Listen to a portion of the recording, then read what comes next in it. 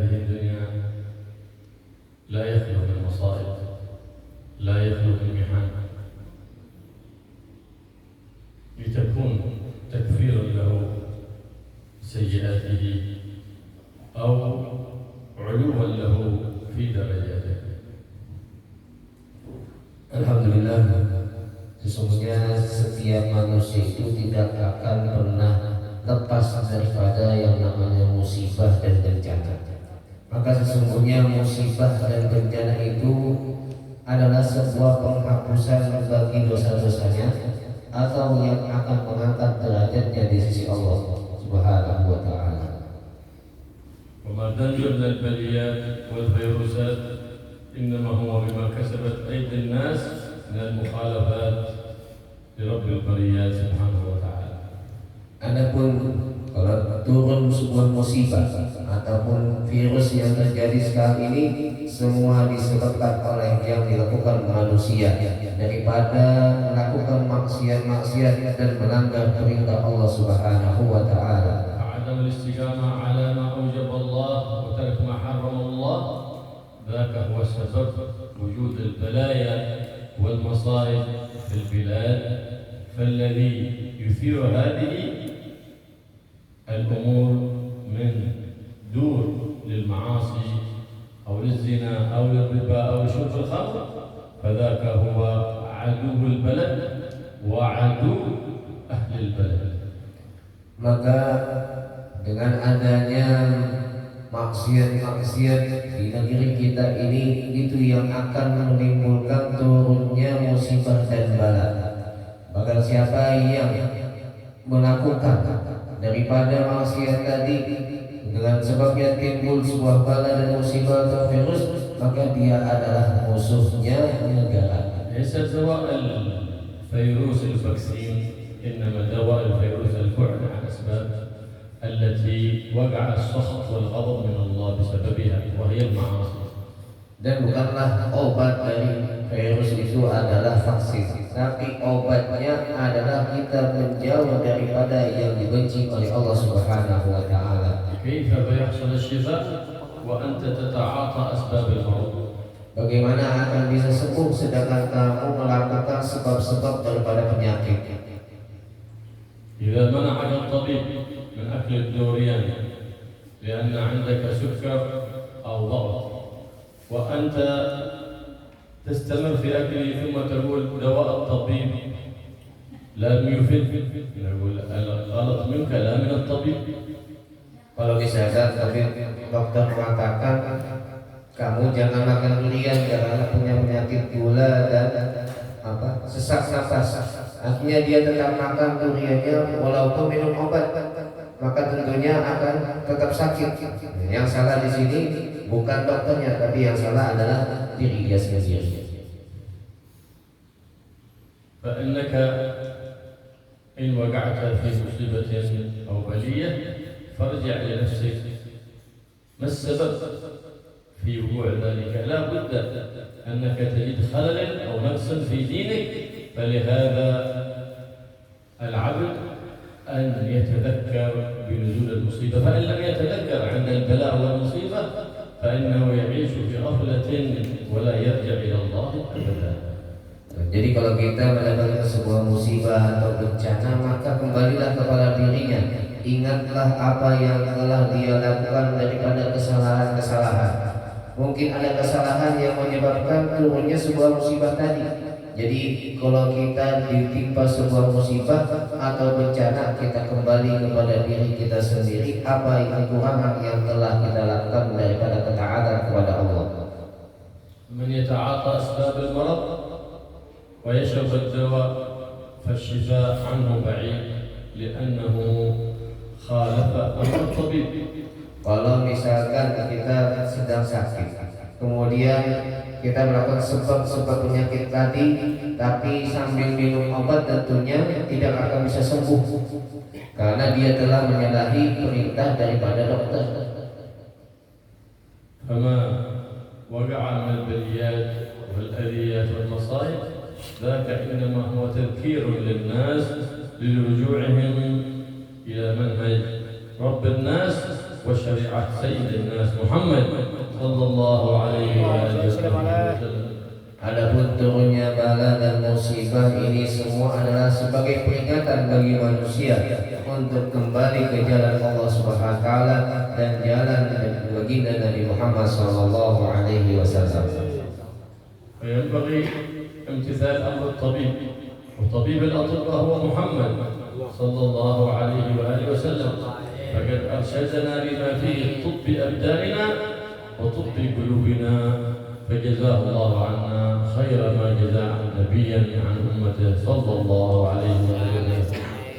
Maka telah memberikan kepada kita sebuah obat, yaitu dokter yang paling hebat, yaitu baginda kita Nabi Muhammad SAW. Beliau telah memberikan jalan bagi kita untuk menghilangkan segala penyakit, untuk menghilangkan segala musibah dan bencana. من استمر في أكل الدوريان وقال السكر يرتفع حتى خاف على نفسه الهلاك نقول أنت من أهلكت نفسك. Kalau misalkan orang yang punya penyakit gula tapi terus masih makan durian, maka sebenarnya dia telah membinasakan diri dia sendiri.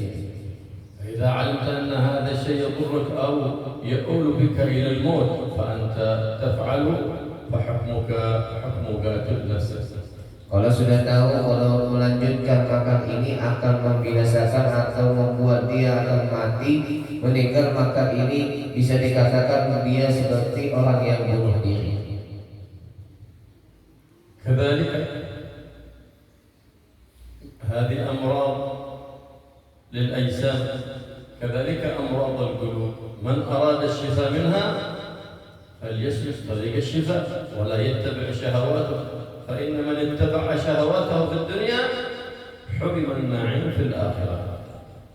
Sebagaimana kita ingin sembuh daripada penyakit dari tubuh kita, maka kita kalau ingin mendapatkan kesembuhan di dalam hati kita, maka kita ikuti jalan yang telah dianjurkan oleh baginda kita Nabi Muhammad SAW.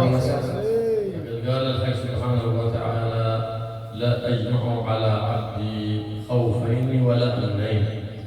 Dan Allah SWT telah mengatakan, tidaklah aku menggabungkan bagi hambaku dalam satu wadah dua perkara. فإن هو أمنني في الدنيا أخذته في الآخرة. Kalau dia merasa aman di dunia, maka aku takutkan dia di akhirat. وإن هو خافني في الدنيا أمنته يوم القيامة. Barang siapa yang takut kepadaku di dunia, maka aku berikan keamanan dia nanti di akhirat. الله يجعلنا وإياكم من المراقبين لله في حركاتنا وفي سكناتنا. Mudah-mudahan Allah menjadikan kita orang yang senantiasa punya sifat muraqabah, selalu diawasi oleh Allah di dalam dan menyawa kita di dunia dan akhirat. جرت سنة الله سبحانه وتعالى أن الإنسان لا يحصد إلا ما يزرع. Dan sesungguhnya telah berlaku di dalam manusia, tidaklah seseorang bisa panen kecuali dia telah menanamnya. لهذا يقول النبي محمد صلى الله عليه وسلم الدنيا مزرعة الآخرة. Oleh karenanya Rasulullah mengatakan dunia ini adalah ladang kita untuk di akhirat. فما أردت أن تحصده في آخرتك فازرعه في دنياك. Kalau kamu ingin panen nanti di akhirat, maka bertanamlah, bercocoklah kamu di dunia. فحياتك عمرك وعمرك إن أشغلته بما يصلحك في دينك ودنياك جاء لك بالخير في يوم الممات وبعد الممات.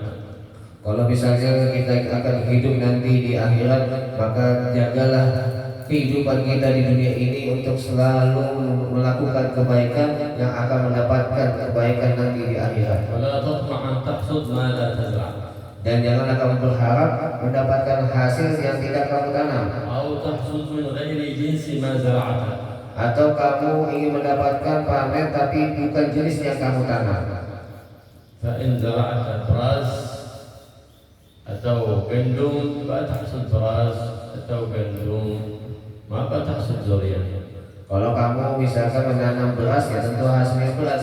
Tidak mungkin kalau kita menanam beras atau gandum menghasilkan durian.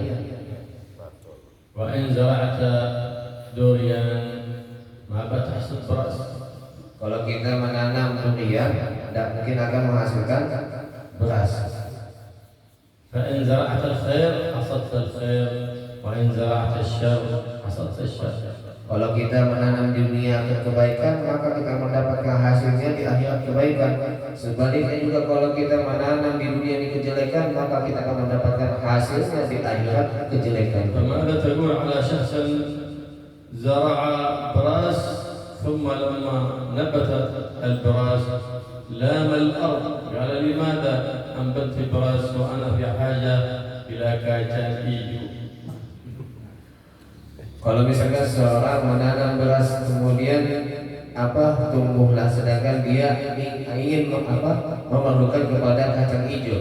لا شك أنك فتحكم على هذا الشخص أنه جاهل غبي.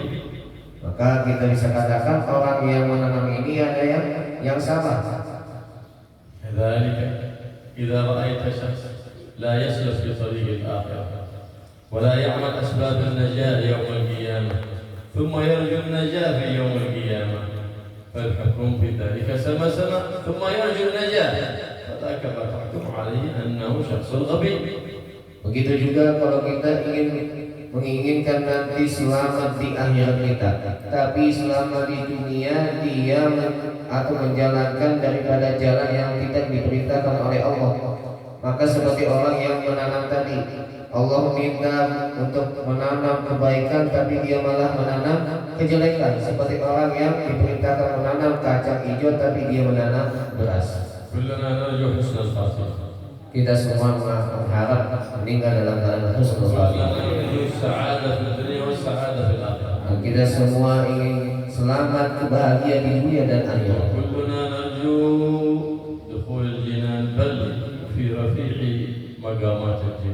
Bahkan kita semua mengharapkan untuk masuk ke dalam surga dan di dalam surga yang paling tinggi.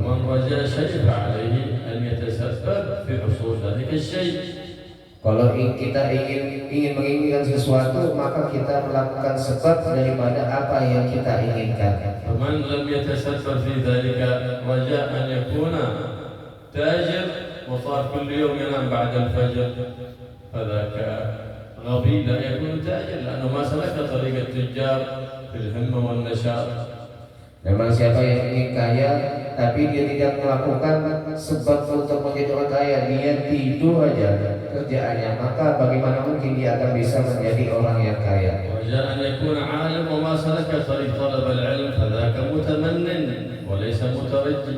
Dia ingin jadi orang lain tapi tidak mau menuntut ilmu, tidak belajar, maka ini dikatakan orang yang berangan-angan saja. الترجي محمود والتمني مذموم. Maka teraji mengharap daripada sesuatu yang dianjurkan, sedangkan angan-angan sesuatu yang jelek. التمني ألا تتعاطى الأسباب والترجي أن تتعاطى الأسباب. Sedangkan tamani berangan-angan itu dia tidak melakukan sebab apa yang ingin dia. Allah Subhanahu wa taala waja'alna likulli shay'in sababa. Dan Allah mengatakan kita jadikan setiap sesuatu itu ada sebabnya. فمن تعاطى الأسباب فقد عرف حكمة الله في العباد. Maka barang siapa melakukan sebab, maka dia akan tahu hikmah Allah dan ومن لم يتعاطى الأسباب في تحصيل خير ديني أو دنيوي أو أخروي فهو الجاهل الغبي. Barang siapa yang tidak melakukan sebab urusan dunia atau urusan akhirat, maka ini adalah orang yang sangat bodoh. إذ أن إقامة الأسباب من كمال الإيمان والتوكل على الله سبحانه وتعالى. Karena menjalankan sebab ini adalah salah satu tanda sempurnanya iman kepada Allah Subhanahu wa taala. سيد الحسن البصري أماني المغفرة خرجت بأناس مفاليس من هذه الدنيا. Berkata Sayyidina Hasan al-Basri, aku melihat manusia ini keluar dan tidak diampuni dosanya oleh Allah Subhanahu wa taala. لا تغتر بفعل أهل هذا الزمان فإن تصرفاتهم تنبي كأنهم قد أعطوا مفاتيح الجنة وهم على شك من أمر إيمانهم. Janganlah kamu tertipu dengan orang yang sekarang ini yang mengaku bahwasanya dia akan mendapatkan pintu-pintu kunci-kunci pintu surga. فيأتي الداعي إلى الله ويبشرهم بدخول الجنة ولا ينذرهم بفعل الواجبات وترك المحرمات فإن ذلك هو سبب دخول الجنة وهو طاعة الله سبحانه وتعالى. Maka janganlah tertipu dengan ucapan orang yang telah hanya mengajak kita untuk kabar gembira dengan masuk surga, tapi tidak menyebutkan daripada bahaya-bahaya kalau kita menyalahi daripada perintah Allah Subhanahu wa taala. اشتغل أهل الزمان بكثرة الحوليات وقراءة المناقب ولم يتعظوا ولم يذكروا بفعل أولئك أصحاب الحوليات من الأولياء، كيف كان سلوكهم وكيف كانت مجاهدتهم وكيف كان في حياتهم، ولم يخاطبوا نفسهم باتباعهم، فكيف بالحوليات؟ ما أحب للولي أن تقرأ مناقبه أو أن تتبعه، لا شك أن الأحب للولي واتباعه مع قراءة مناقبه. Maka sekarang kita banyak perayaan haul-haul di mana-mana, maka tidaklah bermanfaat yang baik kalau kita hanya hadir dalam acara haul tapi kita tidak mengikuti jalan-jalan yang kita hauli. Kita tidak mengikuti apa yang telah mereka lakukan daripada mujahadah di dalam beribadah kepada Allah Subhanahu wa taala. Karena buah daripada perayaan haul itu adalah kita dalam diri kita ini kita rasakan bagaimana kita bisa mengikuti jalan-jalan yang kita hauli daripada orang-orang soleh. كان سيدي أبا يزيد البسطامي يمشي خلفه بعض مريديه كلما رفع قدما ووضع أخرى فعل المريد ووضع قدمه محل ما وضع شيخه قدمه.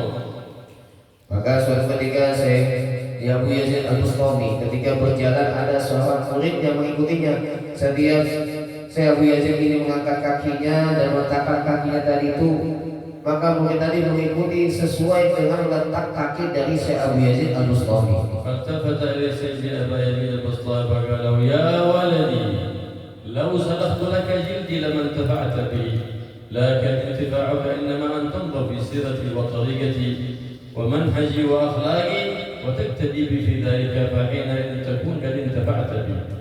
Kemudian ketika mengetahui Syekh Abu Yazid akan anak tadi, dia menoleh, wahai anak, kamu mengikuti jejak kakiku pas sesuai dengan apa yang aku lakukan.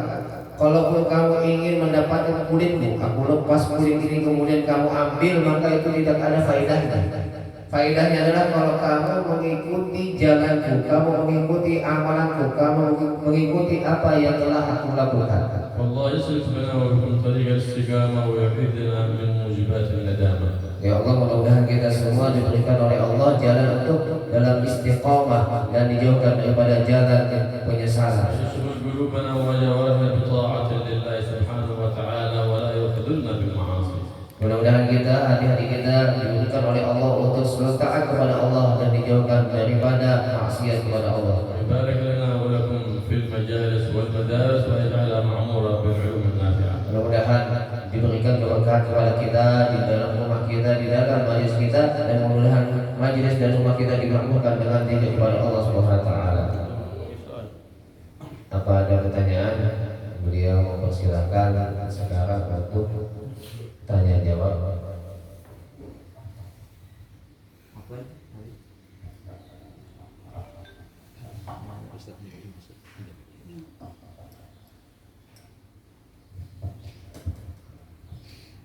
Bismillahirrahmanirrahim. Assalamualaikum warahmatullahi wabarakatuh. Qabla an nas'alukum astazninukum ayyuha al-lughat al-arabiyyah. لا بالجوية والله أنا بالعربي. لأن هذا تقرير مع لبقى العفلة. أنا السؤال بالجوية. هذا السؤال نخاف أن تقع الوسوسة بين الأمة بين الناس في المسائل الذبائح. وجدنا كثيرا في الأسواق كلما نطلب لحوم الدجاجة لحوم الدجاجة وجدنا أن شرط الذبيحة لا يكمل. في مذهب الإمام الشافعي المريء والحلقوم يقطعان كاملا دفعة واحدة، وقد وجدنا هذا المريء لا يقطع كاملا، فكيف نخرج هذا الأمر عن الواقع؟ هل من الأقوال قول يرخص هذا الواقع أن نعتمد به. أولا يجب إنكار هذا المنكر وقيام أهل البلد إذا علموا أن هذه الدجاج يذبح أو الغنم تذبح في بلدهم على هذا النحو فإنه يجب إنكار هذا المنكر وإزالته.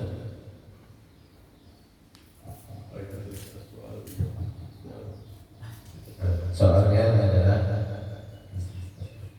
sering ditemukan di pasar itu ayam disembelih tapi tidak memenuhi syarat yang disebutkan oleh ulama. Maka bagaimana hukumnya? Apakah boleh kita memakannya atau membelinya? Karena kalau tidak memenuhi syarat itu adalah najis atau bangkai. Apakah boleh? Kalau misalkan boleh, apakah ada solusinya?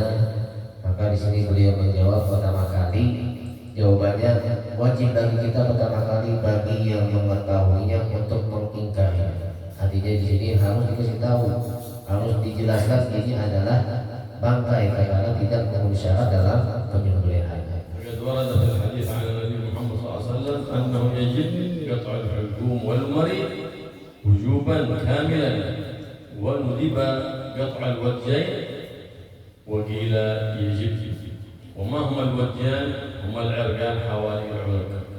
Dan yang wajib di dalam menyembelih hewan yaitu ayam atau kambing atau yang lainnya itu menyembelih tenggorokan ini dan jalur daripada pernapasan yang mari. Dan disunahkan untuk memotong daripada samping daripada urat-urat yang ada di bagian leher tadi. Itu hukumnya sunnah, tapi yang wajib hanya 2 saja. فمن لم يذبح بالطريقة الشرعية فذاك يعتبر ميتة وفيتة ويرمى في القمامة أو يعطى للسبع في حديقة الحيوان. Kalau misalkan dia menyembelih tidak sesuai dengan syariat, maka sembelihan tadi hukumnya adalah bangkai, najis, maka dibuang atau diberikan kepada binatang buas. ولا نبني قاعدة في البلد على الأقوال بل نمشي على الجادة المستقيمة وإنما الأقوال نأتي بها للخروج من الوقائع الأحوال. Tidaklah kita membangun sebuah kaidah atas keadaan yang terjadi, tapi kita seharusnya menjalankan apa yang sudah ditetapkan oleh syariat.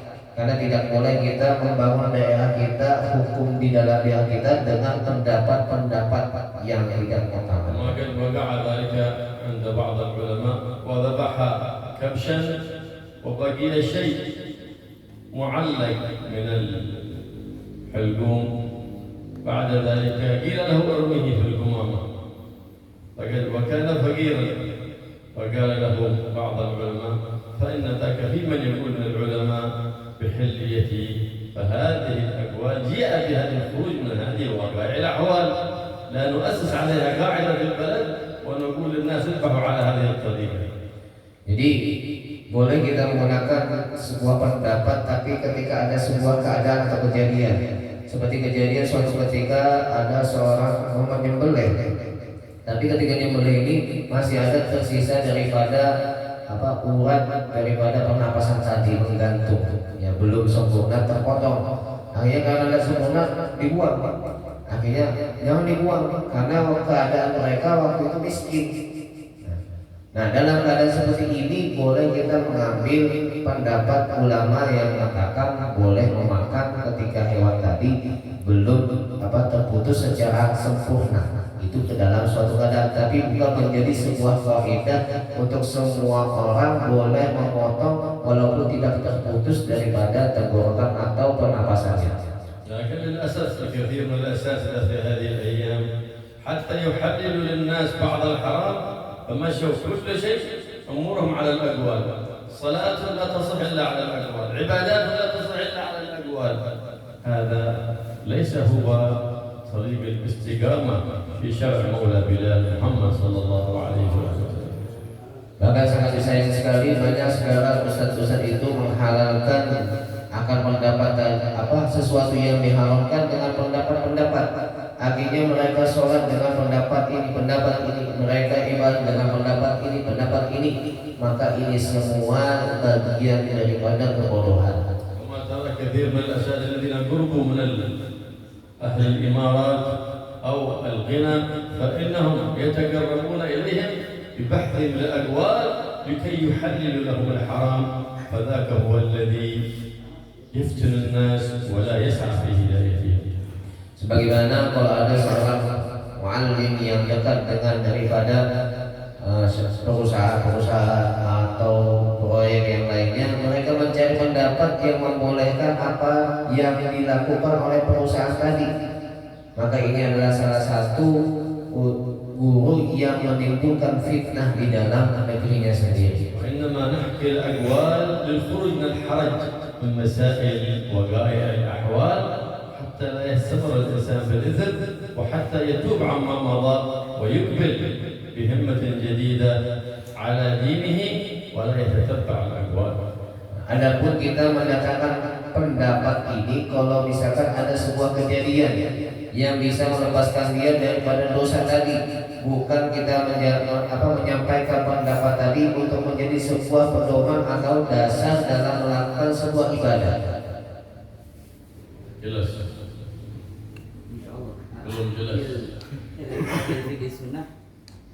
لا نأخذ علما من السنة.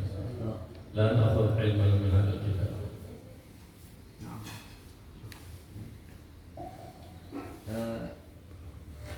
وليس هو من مبررات أهل العلم. لا تستمد بل لا تأخذ منه فقها. فليس فيه سنة وليس فيه فقها. طيب. Syukran. Ada yang lain lagi? تفضل تفضل سؤال عندك من التنبيه ولا من Bahasa Indonesia tidak apa-apa. هذا سؤال Bisa jawab. هذا ها كيف شو عندك السؤال شو عندك والله ايام وشهور فيها اسئله ما قابلتكم شيء شو معلوم ما يدخل في العقل هذا وانت تسال كل يوم عن اخبار التجاره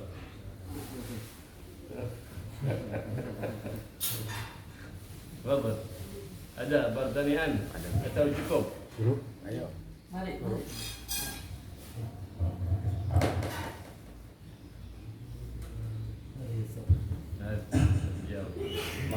Assalamualaikum warahmatullahi wabarakatuh. Mungkin saya terkenal bilogatul banjariyah.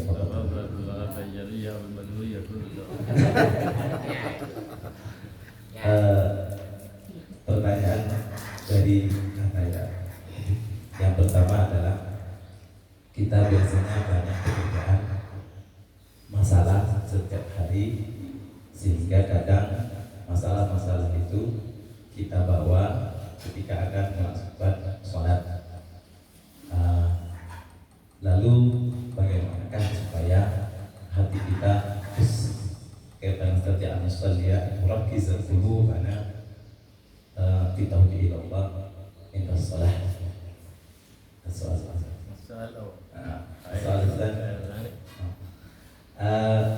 Yang kedua adalah apa wirid yang pas cocok ketika sekarang kita berada di akhir zaman ini, ketika banyak sekali masalah-masalah dan godaan, bala, bencana dan sebagainya.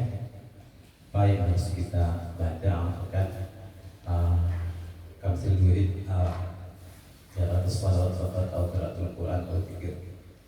Aina al-afdal baik salawat wa qiraatul Quran.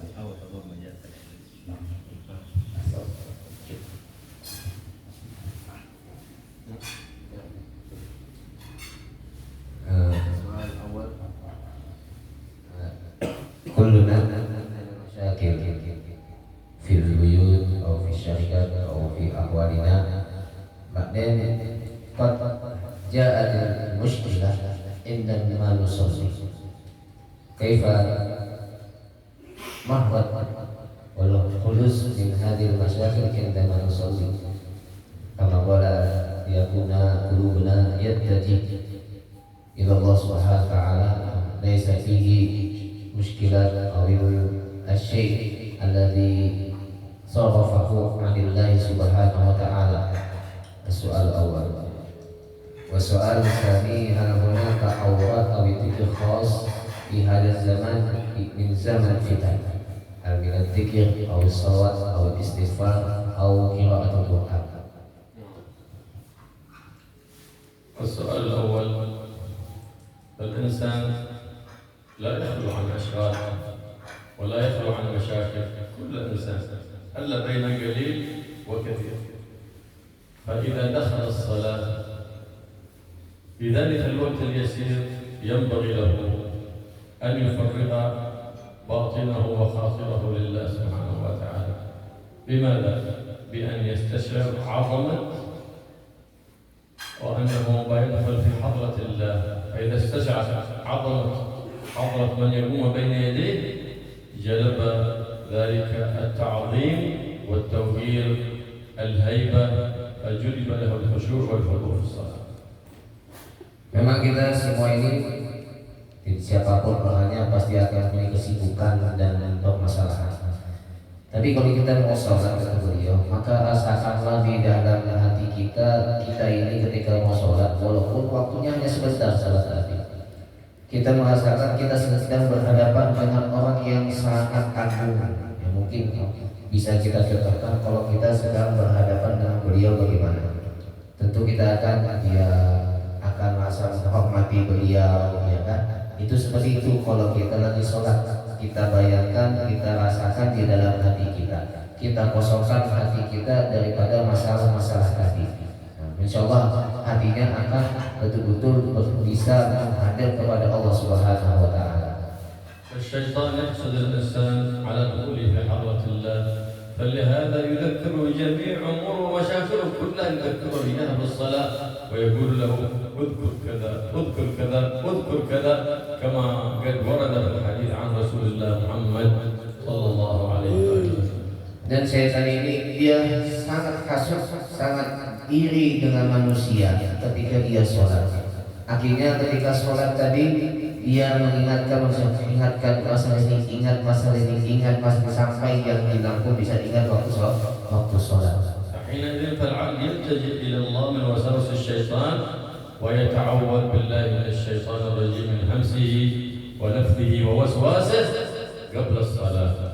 Maka bagi kita sebelum sholat kita minta perlindungan dengan Allah daripada gangguan-gangguan setan, entah itu hamasa seperti bisikan-bisikan atau gangguan yang lainnya. ويقرأ سورة الناس ثم ينظر عن يساره ثلاثا. Nah, sebelum sholat baca surah An-Nas, Qul a'udzu birabbin nas, kemudian meniupkan ke sebelah kirinya sebanyak 3 kali. أما السؤال الثاني فإن فإن اشتغال الوقت ينبغي أن يعمره بشيء مع جلسة، لكن ينبغي أن يبدأ بالأولى فالأولى. كإنسان يجهل كثير من الواجبات في الدين والمحرمات في الدين، يجب عليه أن يحضر مجلس التعليم ليتعلم هذه الأمور الواجبة في الدين. Manusia maka dia harus memperhatikan apa yang lebih utama bagi dia. Maka yang lebih utama adalah mengetahui apa yang wajib bagi dia. Karena banyak yang sekarang ini tidak tahu kewajiban yang harus dia lakukan. Maka sebaiknya kita hadir ke majelis-majelis ilmu supaya kita tahu apa yang Allah wajibkan atas diri kita.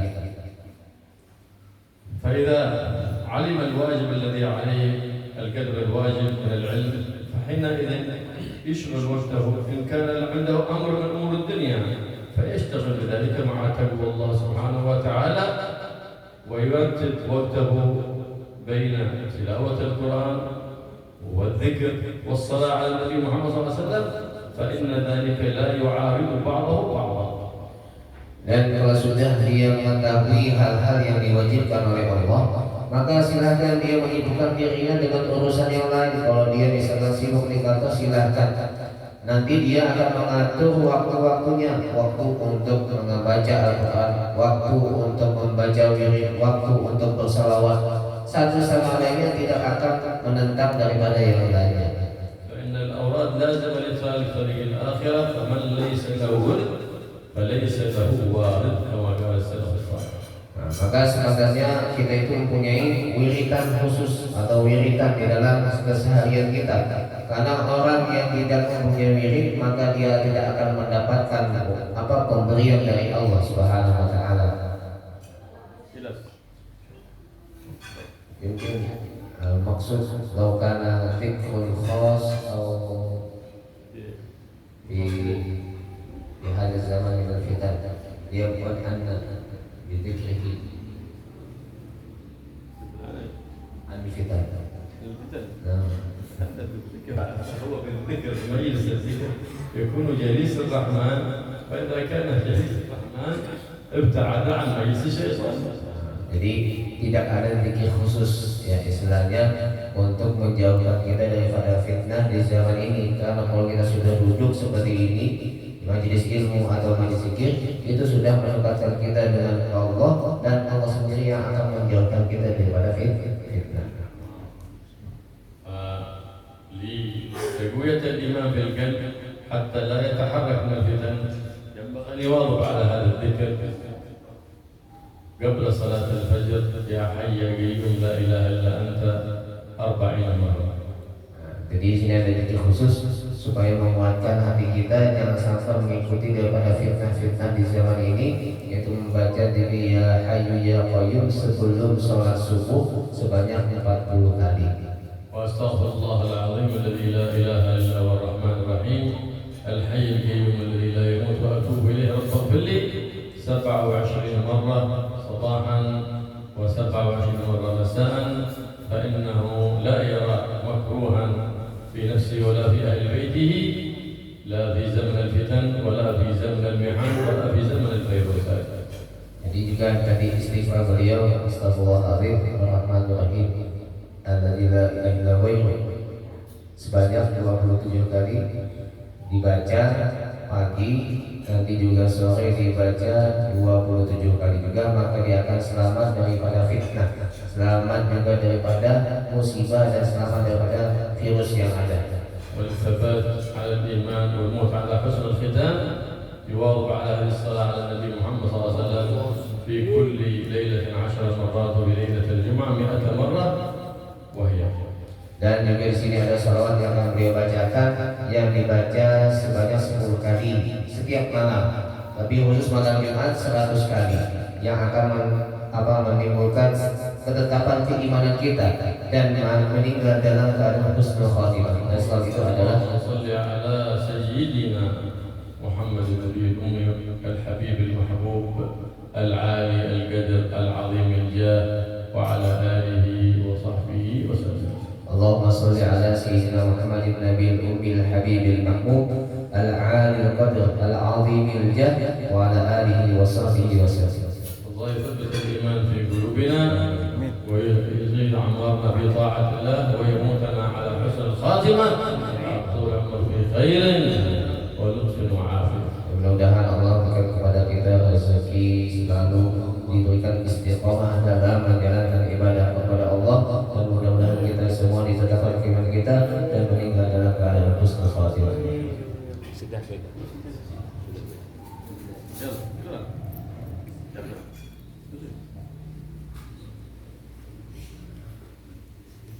اللهم صل وسلم على